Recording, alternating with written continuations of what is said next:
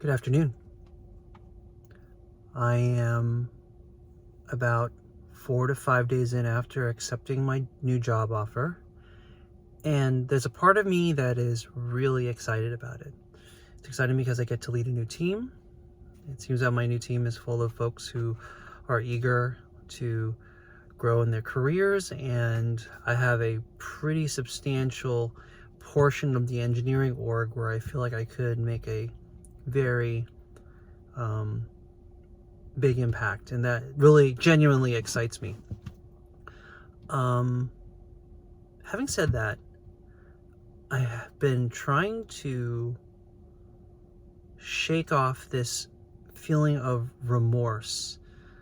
No job is perfect, and so the one thing that bugs me about this job is that it's not super remote. I got to be in the office at least 3 days a week, and there were other opportunities I could have pursued that were actually fully remote and actually did pay a little bit more.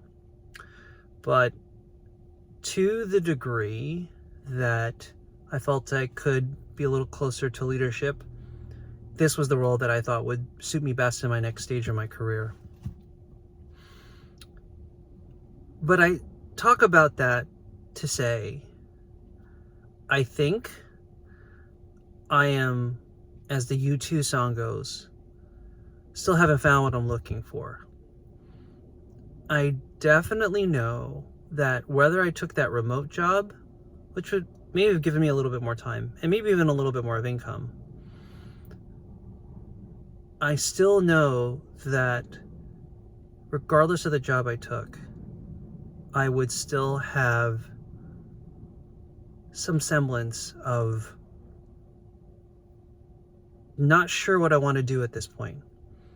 I've spent the past few days tying up loose ends with the job process and trying to figure out what do I do next, other than to obviously prepare, and I don't start until June 1st.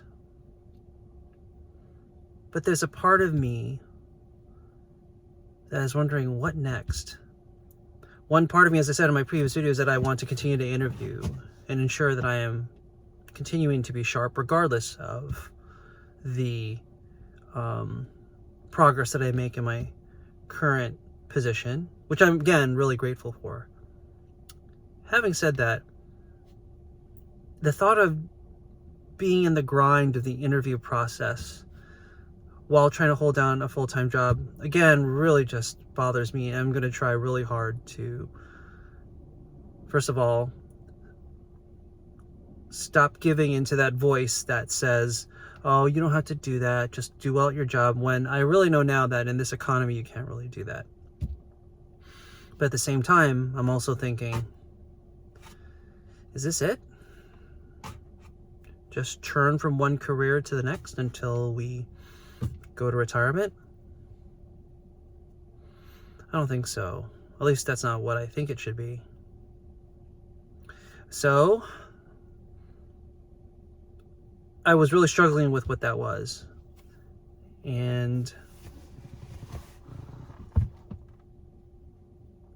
I really think I found some of it while watching my daughter play on the playground today.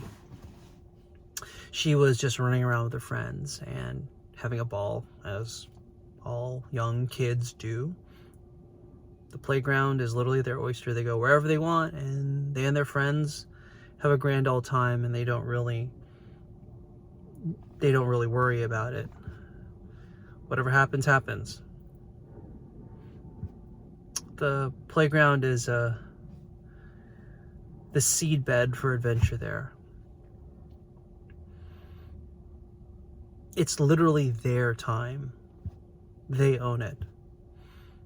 And for someone like me, or someone who is a professional adult, I see that as so freeing, because that time literally belongs to them. When you work in the professional world, your time doesn't belong to you. It literally belongs to somebody else. And that's the really scary part about career work, regardless of whether or not you are hybrid, remote, or in the office full-time. your time really is not your own. You trade away some of it, or rather you trade away less of it when you're a remote employee, but you're still on the clock. And in some ways, remote can be even more challenging because they're expecting you to be on the clock because you have so much flexibility.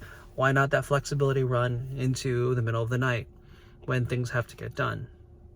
Of course, they will give you the ostensible professional semblance of, yeah. Use your time as you need it, like fashion your day as you would have it.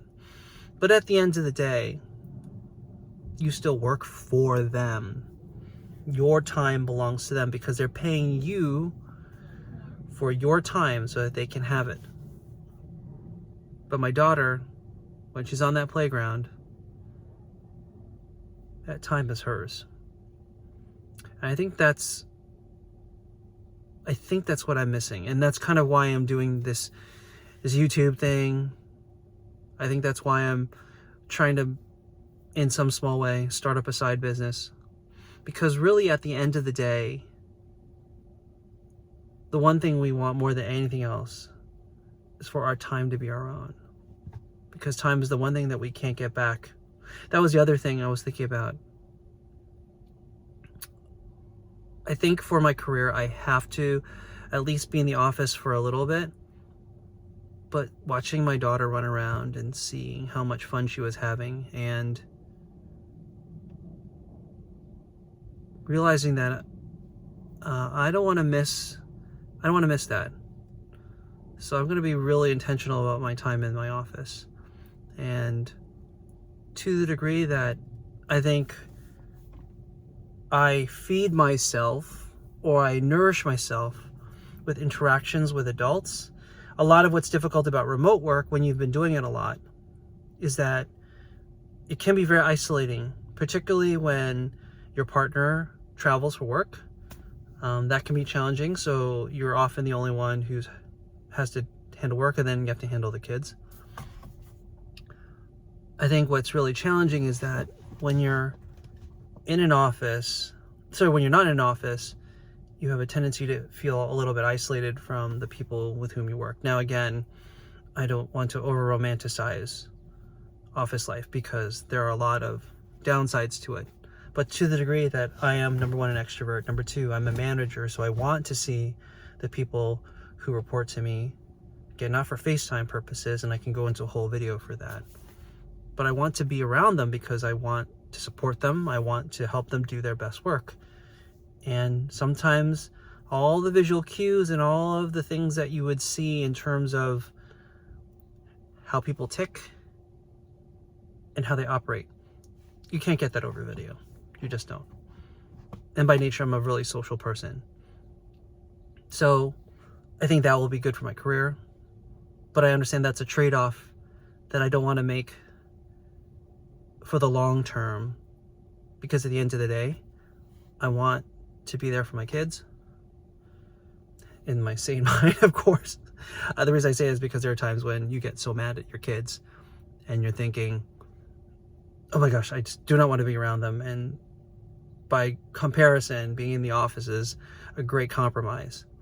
But at the same time, if we're all really honest with ourselves, we all know the people with whom we work, maybe after 3, 4, 5 years, they will become people who are important to us, especially if we build strong professional and then hopefully personal relationships with them.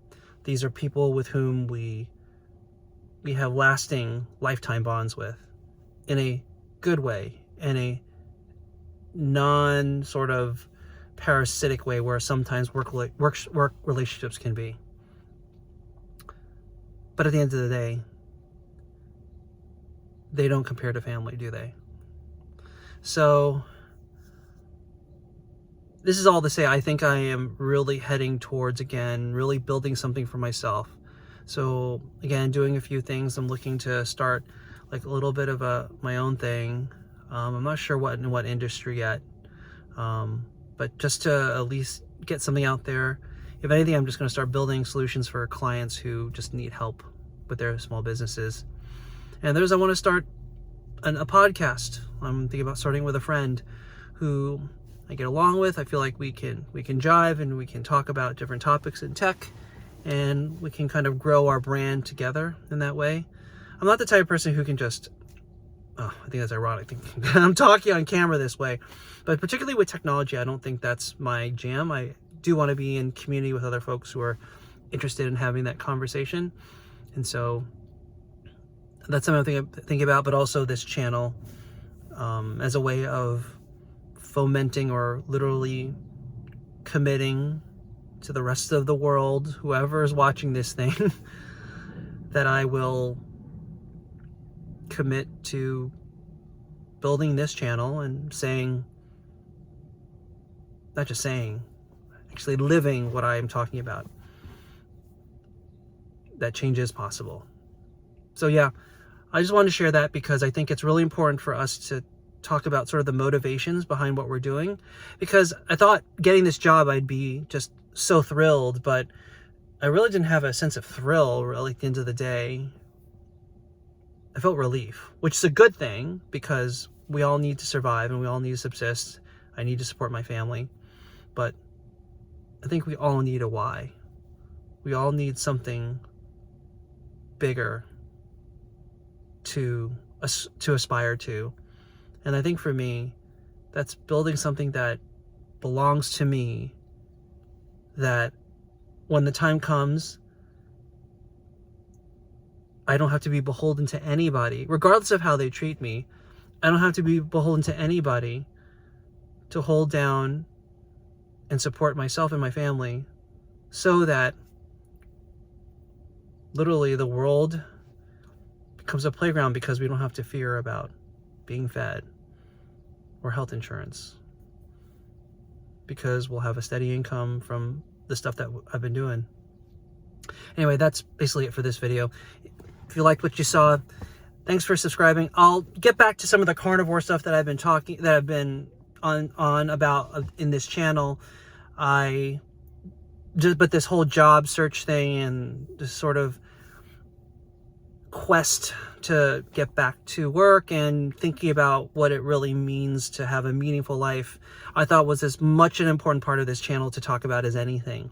So again, if you like this video, would appreciate a like, subscribe. Please talk to me. Hey, if you had a problem getting laid, if you've gotten laid off in tech, if you want somebody to talk to about interview skills, I've been doing it for 4 months, so I have at least a little bit of it on there. Or if you just need to vent, or if you just need to talk about just whatever is going on in the market and you just need a friendly ear, I am here for you. I feel you, how hard it is out there, and I want to be able to help anybody who is on that journey to just finding something that at the very least will feed them, and at maybe the best will find the next spot in their career that will help them thrive and succeed and be able to have the next growth phase of their career.